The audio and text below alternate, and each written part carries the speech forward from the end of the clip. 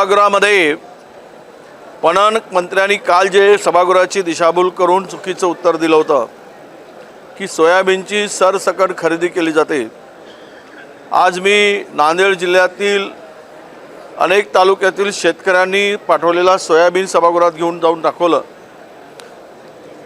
9 ते 12% मॉइश्चर असलेला सोयाबीन पावसामुळे खरेदी केंद्रावर खरेदी केला जातो, परंतु FCIच्या गोडाऊनमध्ये तो स्वीकारला जात नाही।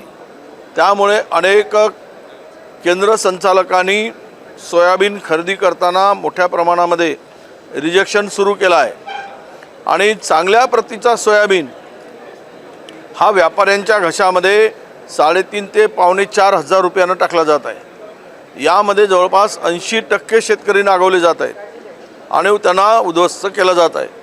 अनेक केंद्रामध्ये हे मंजूर करताना पुणे येथील एका व्यक्तीने जवळपास 268 खरेदी केंद्र सुरू केलेत, प्रत्येकी 5 लाख रुपये घेतलेत। त्याचा नंबर घेणाऱ्याचा मी सभागृहात सांगितलं आणि त्यामध्ये अभिजित आणि गर्जे नावाचे 2 OSD मंत्र्यांचे त्यामध्ये सहभागी आहेत। ज्या नंबरवरची चौकशी केली त्या नंबरला जर आपण त्या नंबरवर माहिती काढली तर आपल्याला सांगतो की या सेंटर मंजूर करताना प्रचंड भ्रष्टाचार झाला आणि आता सोयाबीन खरेदी करताना सुद्धा प्रचंड भ्रष्टाचार होतो आहे आणि शेतकऱ्यांना लुटलं जात आहे।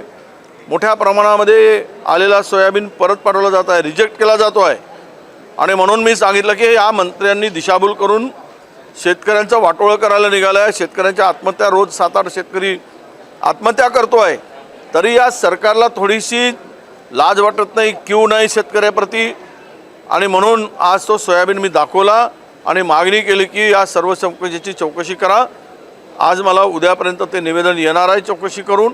मी सेंटरचं नाव दिलं, शेतकऱ्याचं नाव दिलं आणि सोयाबीनचा नमुनासुद्धा मी त्या ठिकाणी दाखवला आणि शेतकऱ्यांच्या प्रश्नासाठी, हक्कासाठी, न्यायासाठी आम्ही मागणी केली। त्या नंबरवरूनच झाला आहे, त्या नंबरची चौकशी करा म्हणा। या नंबरवरून कोणाकोणाला फोन गेलेत आणि कोणाकोणाकडून पैसे वसुली केले गेलेत सेंटर मंजुरीसाठी, हे मंत्र्यांचे OSD आणि हा मी जो नंबर दिला तो माणूस यामध्ये सहभागी आहे। नाही तेच आमची पणन मंत्र्याकडे मागणी होती की तो मॉइश्चर आता आहेच, थोडासा सोयाबीन 10% जरी डॅमेज झाला तरी पूर्ण सोयाबीन रिजेक्ट केला जातो आहे आणि तो परत पाठवल्यामुळे व्यापाऱ्यांचं फावत आहे आणि व्यापाऱ्यांचं फावत असल्यामुळे व्यापारी त्याला मातीमोल भावाने ते खरेदी करतायत आणि शेतकऱ्यांची लूट करतायत। हा फार गंभीर विषय आहे आणि राज्य सरकार झोपेचं सोंग घेऊन निर्ढावल्यासारखं झोपलं आहे, निर्ढावल्यासारखं कुंभकर्णाच्या झोपेत आहे। आम्ही शेतकऱ्यांना वाऱ्यावर सोडणार नाही, वाऱ्यावर सोडणार नाही, वाऱ्यावर नाही सोडणार, मारून टाकणार अशी नीती आहे। नाही आज तातुरमातुर उपाय म्हणून 23 क्विंटल प्रति हेक्टरचा घोषणा जरी केली असली तरी या संपूर्ण कापसाचा मोठ्या प्रमाणामध्ये नाकारला जात आहे, कापूस रिजेक्ट केला जात आहे आणि म्हणून एक तर रिजेक्ट केला जातो आहे, CCI खरेदी करत नाही आणि दुसरीकडे या कापसाला हमीभावसुद्धा मिळत नाही आहे बाहेरमध्ये। व्यापाऱ्यांनीसुद्धा आता मोठ्या प्रमाणात कापूस खरेदी केलेला आहे, तोच कापूस व्यापारी घेऊन गेलेत की CCIच्या सेंटरवर सहज स्वीकारला जातो, पण शेतकरी घेऊन गेल्यानंतर मात्र स्वीकारला जात नाही आणि तो नाकारला जातो, जेणेकरून व्यापाऱ्यांचं फावलं पाहिजेत। आत्ता जी काही घोषणा झाली 23 क्विंटलची ही व्यापाऱ्यांच्या सोयीसाठी झाली, कारण शेतकऱ्याकडे आता कापूस राहिला नाही, व्यापाऱ्यांनी तो कापूस खरेदी केलेला आहे।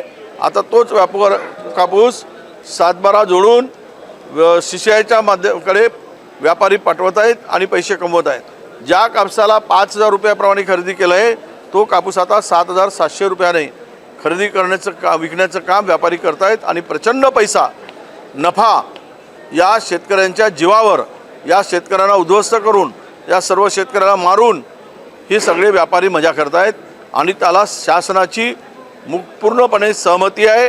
शासन त्यामध्ये सर्व सहभागी आहे, हे लपून राहिलेलं नाही।